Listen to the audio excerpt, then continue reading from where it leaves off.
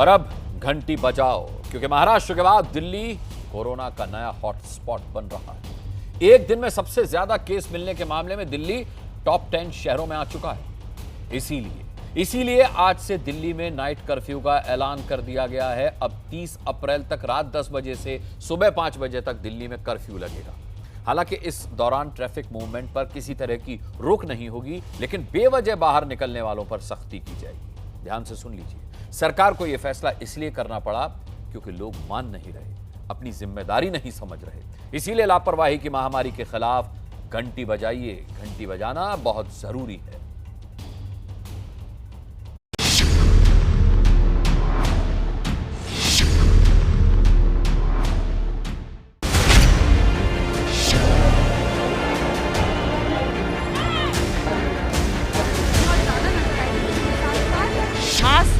Sorry madam, गिर गया mask. Corona मंडी में तो अब ये नहीं है, मंडी में उतना नहीं है। मैम इतनी पब्लिक के हिसाब से कोरोना खत्म भी हो गया है, तो न्यूज़ों में दिखाया जा रहा है जो कुछ। आपको लगता है कोरोना खत्म हो गया? हाँ, खत्म हो गया।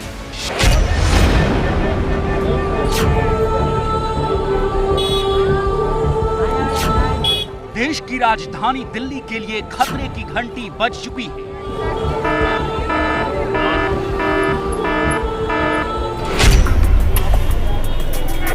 कोरोना की चौथी लहर की चपेट में दिल्ली आ चुकी है।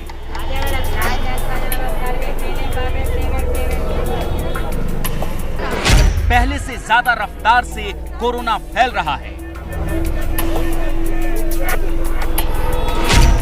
अब भी नहीं संभले तो महाराष्ट्र जैसे हालात बन सकते हैं।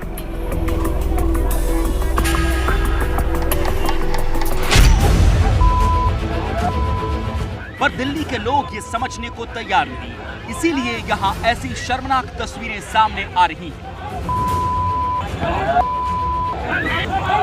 ये सारा हंगामा इसलिए शुरू हुआ क्योंकि मास्क न पहनने वालों पर कार्रवाई की जा रही थी।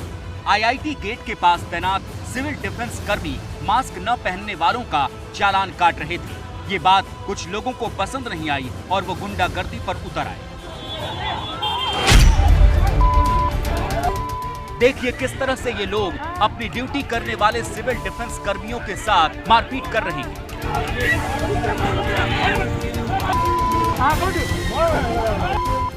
उन्हें दौड़ा दौड़ा कर पीटा गया। यहाँ तक कि महिला कर्मियों से भी बदसलूकी की गई। दिल्ली में कोरोना के बढ़ते मामलों के बीच मास्क न लगाने को लेकर हुई ये मारपीट ये सोचने पर मजबूर करती है कि आखिर लोगों को खुद अपने स्वास्थ्य की चिंता क्यों नहीं है। क्योंकि अगर आप आंकड़ों को देखेंगे तो समझ जाएंगे कि कोरोना किस रफ्तार से बढ़ रहा है। पिछले महीने यानी 30 मार्च को दिल्ली में कोरोना के 992 केस मिले थे। 31 मार्च को यानी सिर्फ 24 घंटे में ये आंकड़ा दोगुना हो गया। 1 अप्रैल को संक्रमण के 2790 नए केस सामने आए। 2 अप्रैल को ये बढ़कर 3594 और 3 अप्रैल को 3567 हो गए। 4 अप्रैल को 4000 से ज्यादा नए केस मिले और 5 अप्रैल को 3548 केस मिले। यानी लगातार 4 दिन से 3500 से ज्यादा नए केस आ रहे हैं और सिर्फ 6 दिन में कोरोना के नए मामलों में 258 गुना बढ़ोतरी हुई है। और इसकी वजह है दिल्ली के बाजारों की ये डराने वाली तस्वीर। कोरोना के नियमों को लेकर हो रही ये लापरवाही पूरी दिल्ली पर भारी पड़ रही है। इस वक्त हम मौजूद हैं आज़ादपुर सब्जी मंडी में, जहां पे मुझे नहीं लगता है कि कुछ भी अलग से बताने की ज़रूरत है। यहाँ आप तस्वीरें देख करके समझ सकते हैं कि स्थिति कैसी है कैसी नहीं है। ये पूरा बाज़ार है, यहाँ पे ये थोक की मंडी है सब्जी की, और यहाँ पे आप देख सकते हैं कि हज़ारों की संख्या में लोग मौजूद हैं इस शेड के नीचे। और भीड़ भाड़ से आप समझ सकते हैं कि सोशल डिस्टेंसिंग कितनी है। और मास्क जो है वो भी हम आपको तस्वीरों में दिखाते हैं। बहुत कम लोगों के चेहरों पे मास्क है, जिनके चेहरे पे मास्क है वो भी ढंग से नहीं लगा हुआ है। तो ऐसे में हम इन लोगों से ही बात करेंगे कि क्या इनको लगता है कि कोरोना जा चुका है, जो इस तरह से बिना डरे घूम रहे हैं। भैया, आपको क्या लगता है कोरोना खत्म हो गया है? कोरोना मंडी में तो अब ये नहीं है, मंडी में उतना नहीं है। ये बताइए, आपको क्या लगता है कोरोना खत्म हो गया है? मैम इतनी पब्लिक के हिसाब से कोरोना खत्म भी हो गया है, तो न्यूज़ों में दिखाया जा रहा है जो कुछ है। ये बीमारी है कि नहीं है? बीमारी कहाँ है? अगर बीमारी हो तो ये प्रजा ऐसे रहे, तो सारे मर जाते हैं। भैया, आपको लगता है कोरोना खत्म हो गया है? हाँ खत्म हो गया। रोज जो आ रहे हैं आंकड़े आ रहे हैं बीमार लोगों के, वो सब क्या है? वो ऐसे अफवाह है। दिल्ली की सबसे बड़ी सब्जी मंडी का ये हाल है। सोचिए अगर यहाँ कोरोना संक्रमण फैला तो वो एक साथ कितने लोगों को अपनी चपेट में लेगा।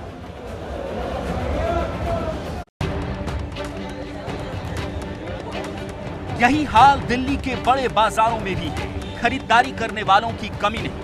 कोरोना को लेकर लोग कितना सजग हैं, इसकी पड़ताल के लिए एबीपी न्यूज की टीम आज फिर दिल्ली के सरोजनी नगर मार्केट पहुंची।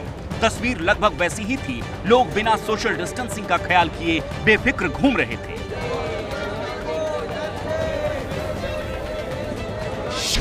हालांकि पहले की तुलना में मास्क लगाने वालों की संख्या बढ़ी है।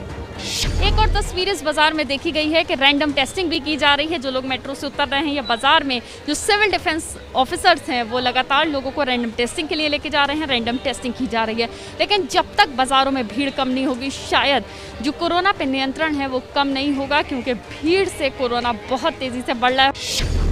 ये बात अब लोगों को भी समझ में आने लगी है कि कोरोना के बढ़ने की वजह लापरवाही है। लोग बहुत केयरलेस हो चुके हैं, सीरियस ले ही नहीं रहे हैं। मैं अपने घर में इस बीमारी को खुद देख चुकी हूँ कि कितनी सीरियस बीमारी है, लेकिन लोग सीरियस नहीं ले रहे हैं। हर एक इंसान अगर अपना ध्यान खुद रखे तो कोरोना इतना नहीं फैलेगा। लापरवाही सभी की तरफ से हो रही है। इस लापरवाही का ही नतीजा है कि इस बार कोरोना बहुत तेजी से फैल रहा है। दिल्ली में इससे पहले कोरोना की 3 बड़ी लहर आ चुकी है। पहली लहर जून 2020 में आई थी, तब जब 23 जून को सबसे ज्यादा 3,947 केस मिले थे। तब 13 दिन में कोरोना 163% बढ़ा था।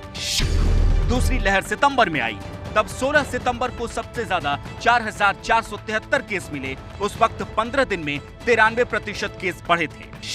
तीसरी लहर में 11 नवंबर को 8,593 कोरोना मरीज मिले, तब 11 दिन में 52% केस बढ़े थे। लेकिन इस बार सिर्फ 6 दिन में 258% केस बढ़ गए। इसीलिए कोरोना की इस चौथी लहर को पहले से ज्यादा खतरनाक माना जा रहा है। दिल्ली में कोरोना के बढ़ते हुए मामलों को देखते हुए दिल्ली सरकार ने एक बड़ा फैसला लिया है। दिल्ली में आज से रात्रि कर्फ्यू लगा दिया गया है। रात को 10 बजे से सुबह 5 बजे तक ये रात्रि कर्फ्यू जो है वो रहेगा और कई तरह की टर्म्स एंड कंडीशंस हैं। कुछ लोगों को छूट भी दी गई है। आवश्यक ज़रूरतों से जो जुड़े हुए लोग हैं, रात्रि कर्फ्यू लगा दिया गया है। क्या लगता है, दिल्ली के लिए ज़रूरी था या कैसे देखते हैं? जरूरी है मैडम, ये करना ही पड़ेगा इनको। लॉकडाउन तो किसी ज़्यादा बढ़ चुकी है दिल्ली में भी। राष्ट्र में भी आपने देखा लॉकडाउन हो गया होगा। कर्फ्यू लगना चाहिए, इसलिए कि पब्लिक जो है मान नहीं रही है। कोई जो है मास्क कोई नहीं लगाता है, कोई जो है परहेज नहीं कर रहा है, कोई भी जिधर चाहता है वहाँ जा रहा है। मार्केट में मॉल वॉल भी बंद होना चाहिए, इसलिए कि बहुत केस बढ़ रहा है, बहुत ज़्यादा हो गया। दिल्ली में नाइट कर्फ्यू की नौबत लोगों की लापरवाही के कारण ही आई है। अगर इसके बाद भी लोग न संभले तो महाराष्ट्र की तरह मिनी लॉकडाउन भी लगाना पड़ सकता है। हालांकि फिलहाल दिल्ली सरकार ने इस संभावना से इनकार किया है। आज के वक्त में भी लोगों को अपनी रोजमर्रा की जरूरतों के लिए अगर नदी में डूबकर, जी हां सही सुना आपने, नदी में डूबकर एक जगह से दूसरी जगह जाना पड़े तो विकास के बड़े बड़े दावों का कोई मतलब रह जाता है क्या? कोई मतलब नहीं रह जाता। हमारी अगली रिपोर्ट ऐसे ही हवाई दावों की पोल खोली। देखिए और लोगों को तरसाने वाले सिस्टम की घंटी बजाइए। इस पुल की कहानी विकास के हवाई वादों की तरह है। एक तरफ से देखेंगे तो सब ठीक लगेगा, पर दूसरी तरफ से सच्चाई सामने आ जाएगी। यूपी के बस्ती जिले में घाघरा नदी पर इस पुल को बनवाने के लिए यहाँ के लोगों को काफी मशक्कत करनी पड़ी। घाघरा नदी के किनारे बसे करीब 2 दर्जन गांव के लोगों को बरसात में नदी पार करके जाना पड़ता था। इसी समस्या को दूर करने के लिए 2014 में इस पुल का निर्माण शुरू हुआ। काम की रफ्तार इतनी सुस्त थी कि इतना सा पुल बनाने में 6 साल लग गए। इन 6 सालों में पुल के नाम पर 6 करोड़ रुपए भी खर्च कर दिए गए, लेकिन इसके बाद भी ये पुल किसी काम का नहीं है, क्योंकि इस पर चढ़ने का रास्ता ही नहीं बना है। अवैध रूप से अयोध्या जी के अवैध भूमाफिया लोग वो जमीन कब्जा किए हैं। हमारे यहाँ स्वास्थ्य केंद्र नहीं है। यहाँ से 25 किलोमीटर विक्रम जो स्वास्थ्य केंद्र है, यहाँ गर्भवती महिलाओं या और जिसको चिकित्सा की जरूरत पड़ती है सर, आने जाने में दिक्कत होती है। और सर हमारे यहाँ पुलिस चौकी की ये समस्या है कि हमारा थाना दुबौलिया है, जो कि यहाँ से 25 किलोमीटर दूरी पे है। सर यहाँ एक पुलिस चौकी हो जाने से हमारे यहाँ सुविधा अच्छी हो जाती। लोगों के मुताबिक सीमा विवाद के कारण ये पुल अधूरा पड़ा हुआ है। बस्ती और अयोध्या के बीच जमीन को लेकर विवाद है और इस विवाद की सजा भुगत रहे हैं करीब 20,000 लोग। पुल के पास की जो जमीन अभी सूखी दिख रही है, बरसात का मौसम आते ही यहाँ नदी का पानी आ जाएगा। लोगों को डर है कि अगर इस बार भी बरसात के पहले पुल का अप्रोच नहीं बन पाया तो उन्हें छोटी छोटी जरूरतों के लिए नाव का सहारा लेना पड़ेगा। इस मामले में स्थानीय प्रशासन की तरफ से सिर्फ आश्वासन दिया जा रहा है। यहाँ पे ये अप्रोच रोड बनने को लेकर के कुछ विवाद है, तो उसी विवाद को हम लोग यहाँ पे देखने आए थे कि मौके की स्थिति क्या है और प्रयास किया जाएगा कि इसका शांतिपूर्ण ढंग से कोई हल निकाल लिया जाए। प्रशासन अगर जिम्मेदारी सही तरह से निभाता तो इस पुल से जुड़ा सीमा विवाद पहले ही निपटा लिया जाता, लेकिन फिलहाल जनता की उम्मीदें इस पुल की तरह हवा में लटकी हुई हैं।